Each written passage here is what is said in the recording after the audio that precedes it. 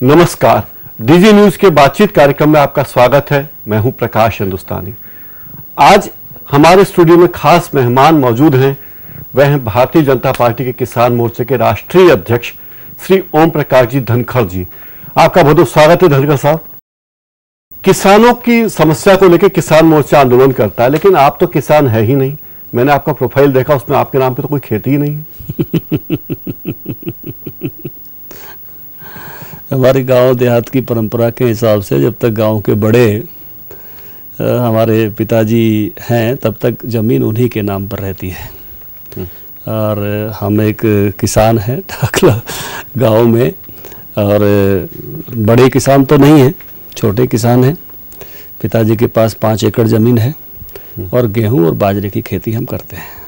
मतलब खेती पिताजी के नाम और खेती भी वही करते हैं, आप राजनीति करते हैं पूरे टाइम? ये कहने में कोई अतिशयोक्ति नहीं है, लेकिन जब तक मैं गांव में रहते थे, स्कूल की पढ़ाई हुई, तो जिसको कहते हैं कि कटाई करना, हमारे हरियाणा में कहते हैं लामणी करना, कढ़ाई करना, कढ़ाई के समय जिसको खलिहान कहते हैं हिंदी में, हरियाणा में पैर कहते हैं, पैर में सोना, सर पर सारी ढुलाई करना, ट्रैक्टर पर जो है चढ़कर और ट्रैक्टर के साथ जो भी जुताई वगैरह काम, हल तो मैंने नहीं चलाया खुद बैलों का, ट्रैक्टर चलाया। ट्रैक्टर चलाने के काम उस समय में सब मैंने किए हैं। और किसान मोर्चे का जो काम है वो किसान मोर्चे का काम है किसानों के पक्ष में देश की जो आर्थिक नीतियां हैं, किसानों को बाजार में न्याय मिले और जितनी भी पॉलिसीज हैं, गवर्नमेंट पॉलिसीज हैं, वो किसानों के फेवर में बने। ये किसान मोर्चा का वास्तव में काम है। खेती अच्छी हो और भिन्न प्रकार की खेती हो, खेती में देश विकसित हो, इसको काम करने के लिए बहुत सारी एग्रीकल्चर यूनिवर्सिटीज और एग्रीकल्चर डिपार्टमेंट सब लोग काम करते हैं। किसान मोर्चा का मुख्य काम किसानों को आर्थिक न्याय मिले इस सिस्टम में और पॉलिसीज उनके फेवर में हो। कई राज्यों में तो बीजेपी की सरकारें हैं, वहां न्याय मिल रहा है किसानों को? मैं कहूँगा कि हम सबसे अच्छा कर रहे हैं। हम सबसे अच्छा कर रहे हैं। जैसे मध्य प्रदेश में सबसे खुशी की बात यह है कि हम गेहूं पर बोनस दे रहे हैं लगातार, यानी देश के सबसे प्रति क्विंटल, हाँ, प्रति क्विंटल। तो ये सबसे देश से सबसे ऊंचा भाव मध्य प्रदेश के किसानों को मिल रहा है। इसके लिए मैं शिवराज सिंह जी को बधाई दूंगा। और उसके कारण से यहाँ इतनी अच्छी गेहूं की पैदावार पिछले साल में जो हुई है और यहाँ के किसानों को जिस प्रकार की उससे संपन्नता आई है, और यहाँ का किसानों का गेहूं एक्सपोर्ट भी हुआ है दुनिया के बाजारों में, ये केवल एक रेट बढ़ाना नहीं है, मोटिवेट करना है अपने फार्मर्स को। दूसरा मैं कहूँगा कि इन्होंने मार्केटिंग का सिस्टम भी पिछली बार बहुत सिस्टमेटिक ढंग से खरीद करने की कोशिश की थी। बारदाना नहीं मिलने से कुछ घटनाएं घटी, लेकिन कुल मिलाकर प्रदेश भर का जो सिस्टम इनका खरीद का था उसकी प्रशंसा की जानी चाहिए। आपने मांग की कि गेहूं का खरीदी मूल्य 4,000 रुपए प्रति क्विंटल होना चाहिए। भारतीय किसान मोर्चे की एक विज्ञप्ति में किसी ने कहा था। दूसरा, आपने कहा कि एमएसपी जो है ये कम है, खेती जो किसान करता है वो फायदे का सौदा नहीं है, उसमें किसान का मुनाफा कहीं भी नहीं देखा जाता। नहीं, एक तो मैं उसको आपकी बात को करेक्ट करूंगा। हम हर साल जितने भी गेहूं उत्पादक राज्य हैं सब किसानों को इकट्ठा करके उसकी कॉस्ट ऑफ प्रोडक्शन की कैलकुलेशन करते हैं। और इस बार हमने करनाल में सभी राज्यों के किसानों को इकट्ठा किया और देश का जो औसत कॉस्ट ऑफ प्रोडक्शन है वो 1400 रुपये प्रति क्विंटल है। और पिछले साल हम जयपुर में इकट्ठे हुए थे तो इससे 200 रुपये कम था। और 200 रुपये की जो बढ़ोतरी हुई है वो जो देश में डीएपी के खादों के जो एमओपी खाद है, सल्फेट खाद है, यूरिया है और डीजल के दाम बढ़े हैं और जो जनरल महंगाई बढ़ी है उसके कारण से 15 से 20% कॉस्ट ऑफ प्रोडक्शन हर फसल का बढ़ा है। इसके कारण से गेहूं का कॉस्ट ऑफ प्रोडक्शन अभी 1400 रुपये प्रति क्विंटल है। और हमने उस पर स्वामीनाथन फार्मूले के हिसाब से हमने उसका समर्थन मूल्य 2100 रुपये हो ये मांग की, सीएसीपी को भी की, कृषि मंत्रालयों की भी, देश भर में की। और इन्होंने केवल बढ़ाए 65 रुपये। अभी किसानों को 50 रुपये पर क्विंटल घाटा है मध्य प्रदेश को छोड़कर, क्योंकि मध्य प्रदेश की सरकार को मैं बधाई दूंगा फिर से कि वो बोनस दे रहे हैं। यहाँ कम से कम 50 रुपये उसको ऊपर मिलेंगे कॉस्ट ऑफ प्रोडक्शन से, बाकी देश भर के किसान को उससे भी कम मिलेगा। और टोटल प्रोडक्शन से अगर मैं कहूँ तो देश की सरकार किसानों को 4600 करोड़ का चूना लगाने जा रही है आने वाले गेहूं की फसल पर। किस तरह? 50 रुपए कम पर खरीदेगी। 90 करोड़ 93 करोड़ क्विंटल हम गेहूं पैदा करेंगे, 50 रुपए कम पर हमारा खरीदा जाएगा, लागत से भी हमारी जेब से ले ज्यादा रहे हैं खाद के नाम पर। किसान की मेहनत और किसान का मुनाफा कहाँ है? नहीं है ना, वही मैं कह रहा हूं, किसान की कॉस्ट ऑफ प्रोडक्शन से भी 50 रुपए कम दे रहे हैं। मुनाफा तो तब शुरू होता जब कॉस्ट ऑफ प्रोडक्शन पर कुछ ऊपर देना शुरू करते। इसलिए हमने कहा कि जो स्वामीनाथन कमीशन बना था, जो किसान आयोग बना था अटल जी की सरकार के समय, पहले सोमपाल शास्त्री उसके चेयरमैन बने थे, हमारी सरकार चली गई तो एस स्वामीनाथन को इन्होंने उसका चेयरमैन बनाया। उन्होंने अपनी रिपोर्ट सबमिट की अक्टूबर 2006 में, और एक अच्छी रिपोर्ट सबमिट हुई। उसमें एक फार्मूला दिया गया कि किसी भी फसल की लागत पर न्यूनतम 50% लाभांश देते हुए किसानों को दाम दिए जाएं। इस सरकार के पास वो अक्टूबर 2006 से, यानी 6 साल से रिपोर्ट पड़ी हुई है। सरकार उस रिपोर्ट को इंप्लीमेंट नहीं कर रही है। गेहूं का समर्थन मूल्य कैसे तय होता है? एमएसपी कैसे बनता है? सरकारी जो सिस्टम है उसमें कृषि लागत मूल्य आयोग है, कृषि मंत्रालय के अधीन। वो खुद भी कैलकुलेट करते हैं कॉस्ट ऑफ प्रोडक्शन और सभी राज्यों से सिफारिशें मांगते हैं। ये भी मांगते हैं कि उनकी कॉस्ट ऑफ प्रोडक्शन कितनी है और समर्थन मूल्य कितना दिया जाए, और उसके बाद वो कृषि मंत्रालय को अपनी रिपोर्ट सबमिट करते हैं। उनके कैलकुलेशन करने के जो आधार हैं, उसका मुख्य आधार है फूड जो डिमांड एंड सप्लाई है, मार्केट ट्रेंड है, इंटरनेशनल मार्केट ट्रेंड है, किसानों की कॉस्ट ऑफ प्रोडक्शन है, कॉस्ट ऑफ लिविंग है, cost of industrial raw material की कॉस्ट क्या है, ये सब का वो ध्यान करते हैं। लेकिन उसमें कहीं भी किसान की आमदनी नहीं है, यानी किसान को कोई प्रॉफिट दिया जाए इसका विचार उसमें नहीं होता है।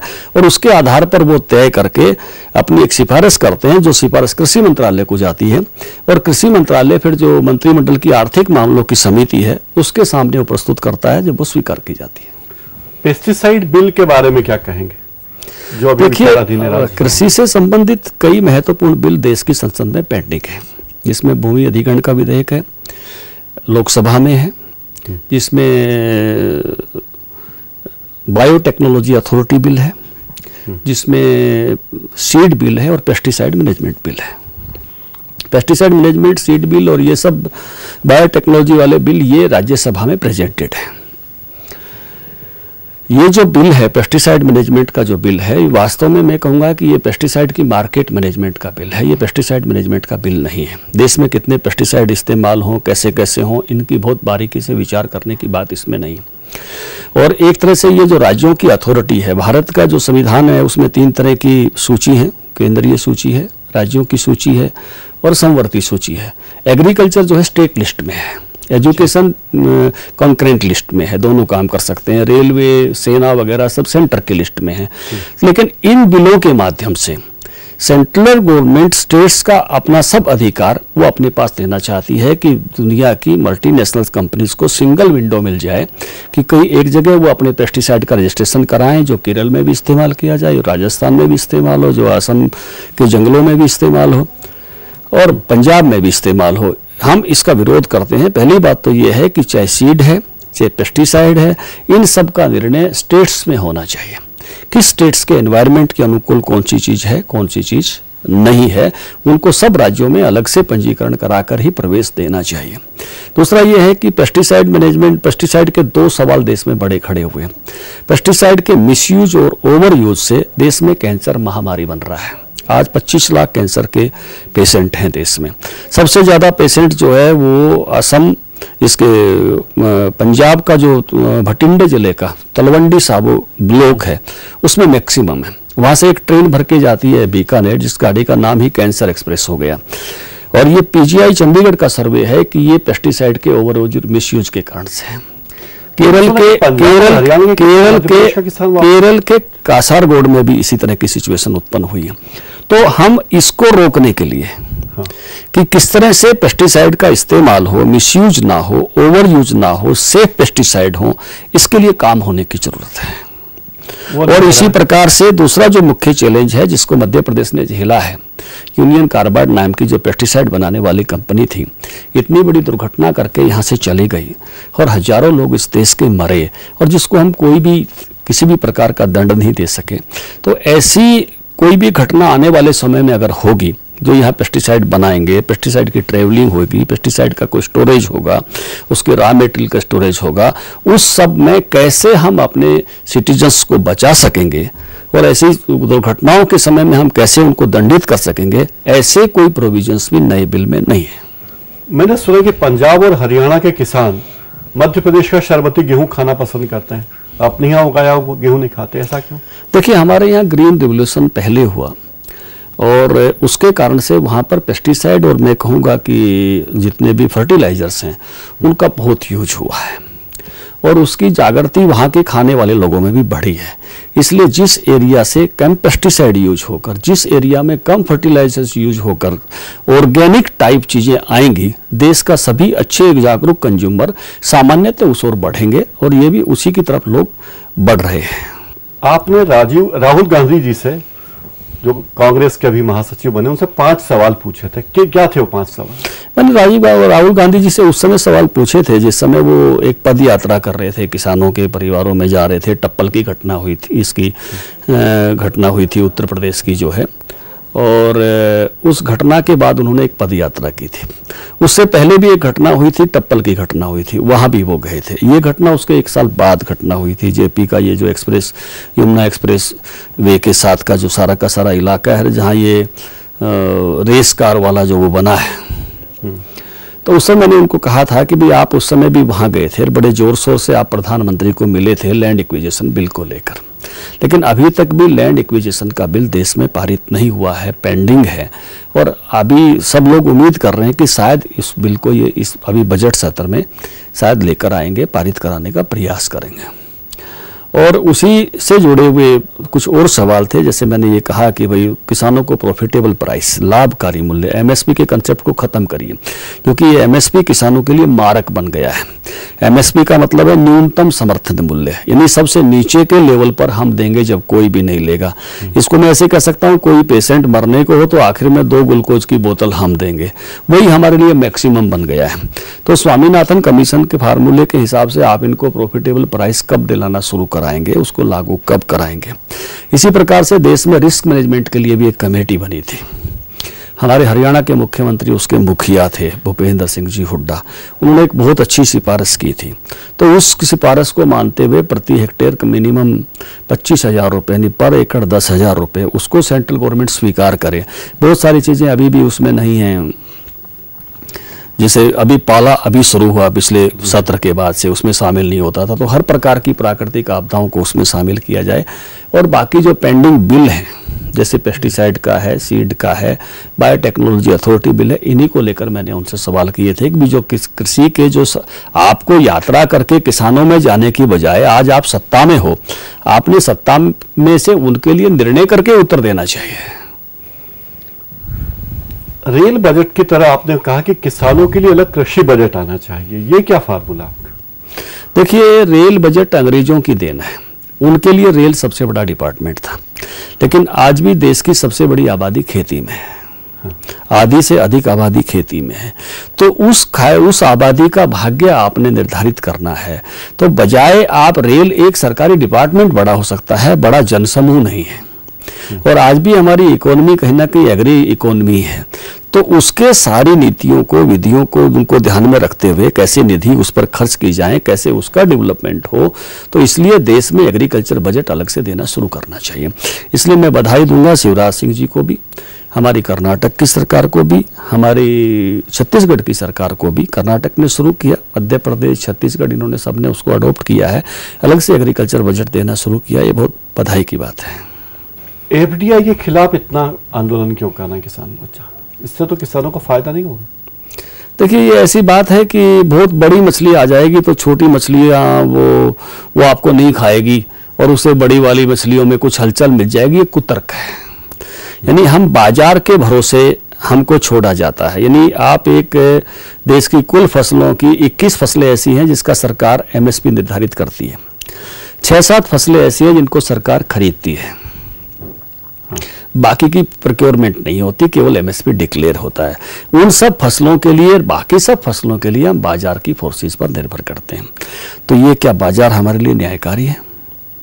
क्या एक विदेशी बाजार आकर हमको न्याय दे देगा? ये बिल्कुल खयाम ख्याली है। बाजार में जो भी लोग उतरते हैं वो सब प्रॉफिट के लिए उतरते हैं, अपने प्रॉफिट के लिए उतरते हैं।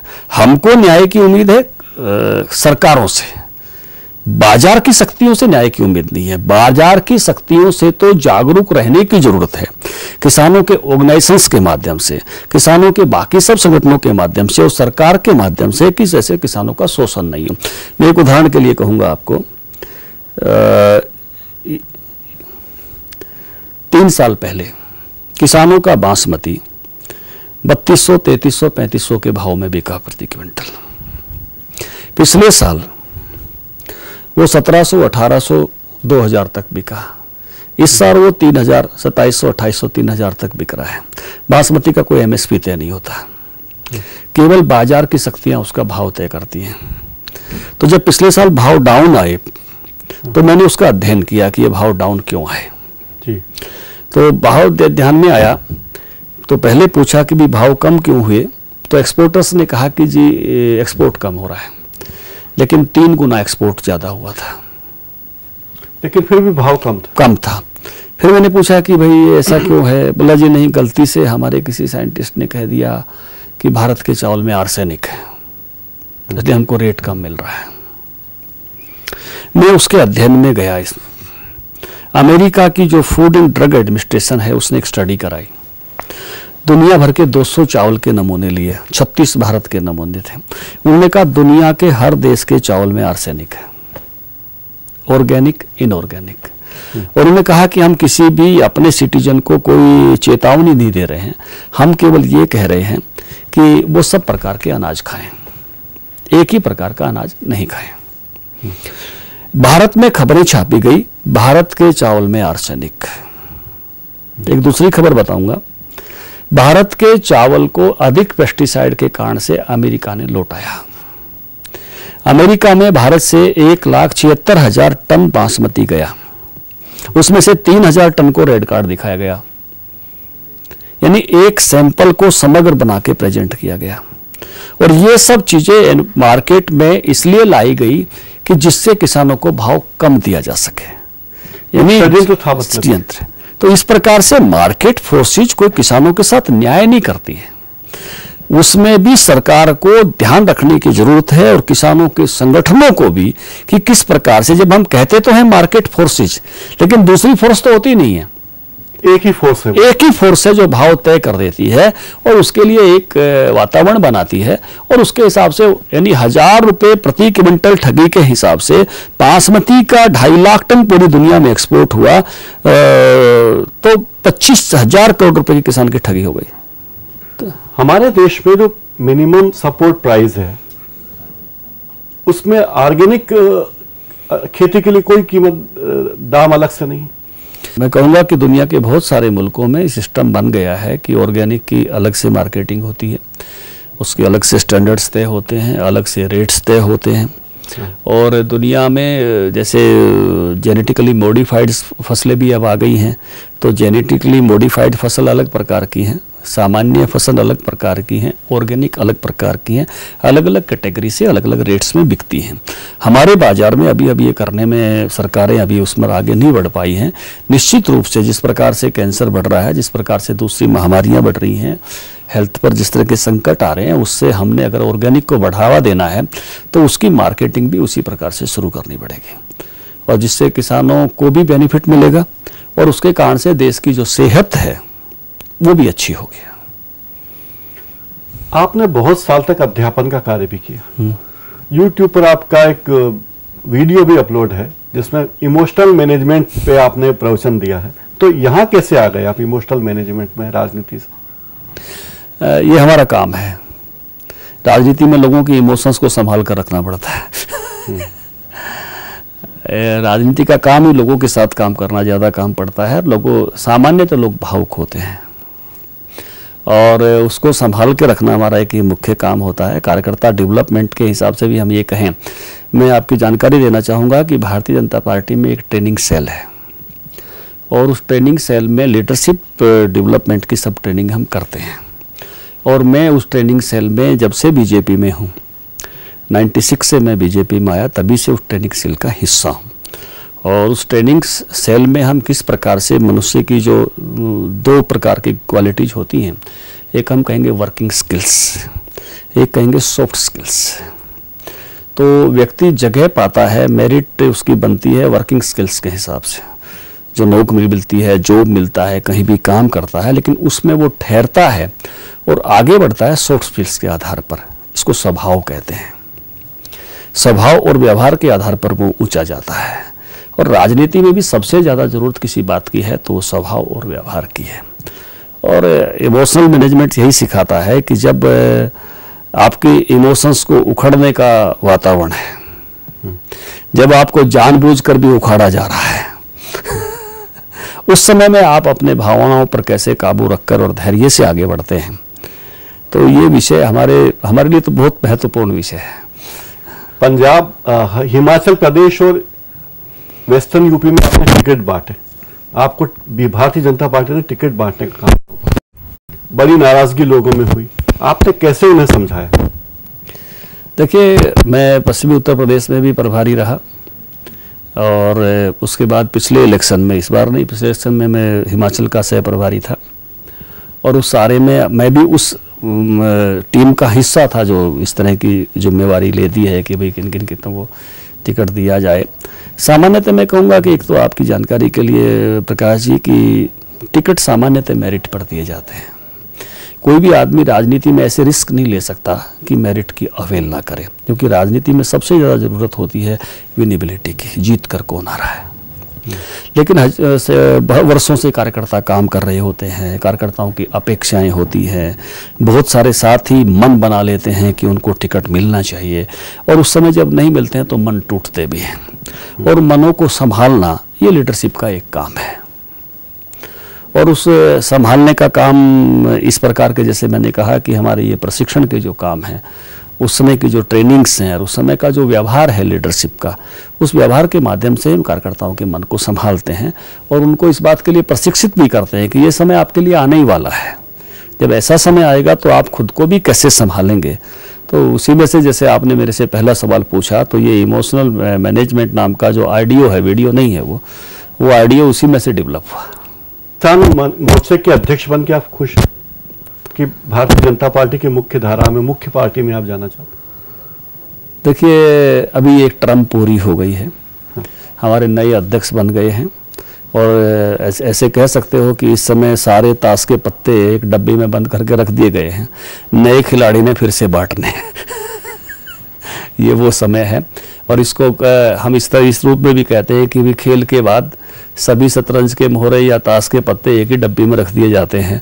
तो ये ईगोलेस रहने का समय है, यानी बिना किसी हायरार्की और पोजीशन के लोग इस समय होते हैं सामान्यतः। और मुझे इस बात का आनंद है कि मुझे पार्टी ने किसानों के लिए काम करने का पिछले 3 वर्षों में ये अवसर दिया और बहुत अच्छे तरीके से हम सब लोग, चाहे उसकी प्राइस का विषय है, चाहे उसकी लैंड का विषय है, सुमित्रा ताई महाजन यहाँ स्टैंडिंग कमेटी में थी लैंड एक्विजिशन की में, तो उसमें बहुत अच्छे सुजेशंस हम सब लोग शामिल कर पाए।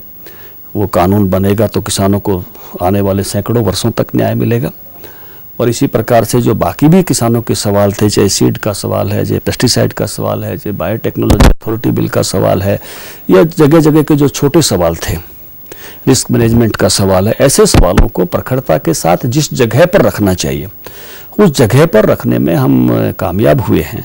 और उसमें से मैं कहूँगा कि हर बार, पिछली बार भी जैसे दाम बढ़े, इस बार भी बढ़े, पहले इससे भी कम बढ़ते थे फसलों के दाम, उसको एक कहीं ना कहीं सरकारों पर इस प्रकार का दबाव बनाने में कामयाब हुए हैं। अब राज्य सरकारें भी चिंता करती हैं कि उन्होंने कॉस्ट ऑफ प्रोडक्शन क्या कैलकुलेट की है, उन्होंने CACP को क्या प्रपोजल्स भेजे हैं। अब हरियाणा, पंजाब, महाराष्ट्र, मध्य प्रदेश, छत्तीसगढ़, मैं कहूँगा कि देश की जो मुख्य, जिसको कहेंगे कि जो अलग अलग क्रॉप्स की बेल्ट्स हैं, तो वो बेल्ट्स के मुख्यमंत्री इस बात के लिए अब चिंतित होते हैं कि हमारी सरकार ने क्या डिमांड की है, हमारी सरकार ने क्या कॉस्ट ऑफ प्रोडक्शन कैलकुलेट की है, और उसके लिए भी वो एक दबाव बनता है और उसके कारण से किसानों के साथ न्याय होना शुरू हो, उनको और अधिक आर्थिक न्याय मिले। आज मैं ये कहूँ कि इस देश में 52% फार्मर्स है, जो गरीबी की रेखा के नीचे 100 लोग हैं, उसमें से 52% किसान है, मजदूर नहीं है।